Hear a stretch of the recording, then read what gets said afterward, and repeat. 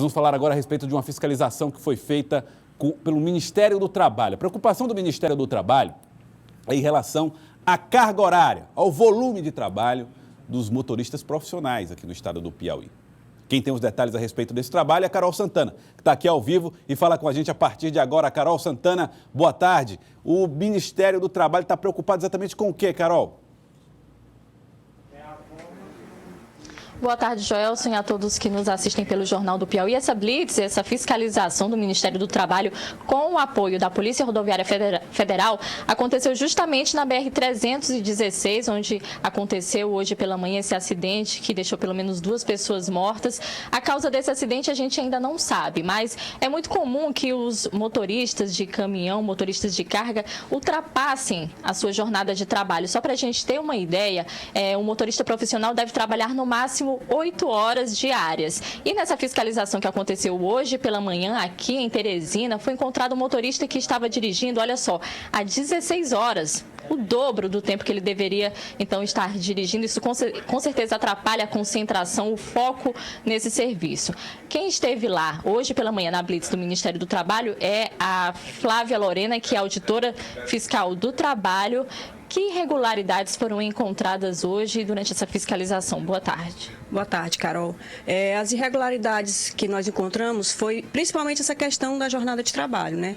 Nesse setor de transporte de carga, entre os motoristas e os caminhoneiros, é uma prática comum ter uma jornada sempre superior do que 10 horas. Né? Nós entrevistamos agora de manhã cerca de 60 caminhoneiros e isso ficou bem claro nessa manhã para nós. Para eles, é muito comum trabalhar 12 horas por dia. Teve um caminhoneiro que disse para mim que ele acorda às 6 da manhã e dirige até às 20 horas, parando poucas vezes para fazer algum lanche, e ele disse que o termômetro dele é o corpo dele. Então, quando ele está cansado, ele para.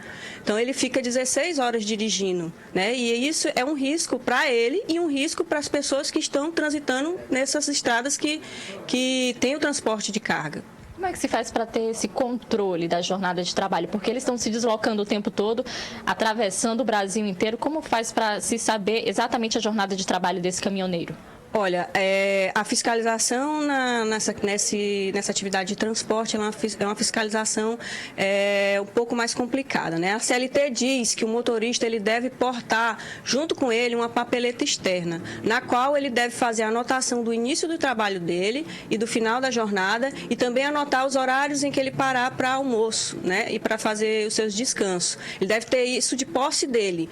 Só que a maioria, isso foi uma coisa que a gente também constatou, a maioria dos caminhoneiros não tinham esse controle de jornada, não tem essa papeleta externa, né, de posse deles. Então, isso é uma demonstração de quê? De que ele não vai registrar porque ele não vai mostrar que ele está trabalhando mais do que o horário estipulado.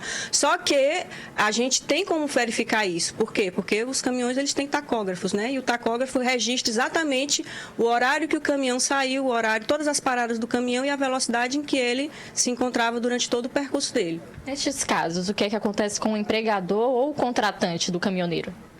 A empresa ela vai receber um auto de infração, né? As empresas em que ficou constatado essa irregularidade de jornada de trabalho, de excesso de jornada de trabalho, ou ainda também de não concessão do descanso semanal remunerado, as empresas deverão receber um auto de infração que posteriormente vira uma multa administrativa. Tá certo. Obrigada, Flávia Lorena, que é auditora fiscal do trabalho, pelas informações. E durante essa fiscalização da jornada de trabalho, eles também fizeram testes do bafômetro. E aí foi constatado que um dos caminhoneiros também havia ingerido bebida alcoólica antes de dirigir, um risco para ele e também para toda a sociedade. Eu volto com você, Joelson. Muito obrigado, Carol, pelas informações. A preocupação, portanto, do Ministério do Trabalho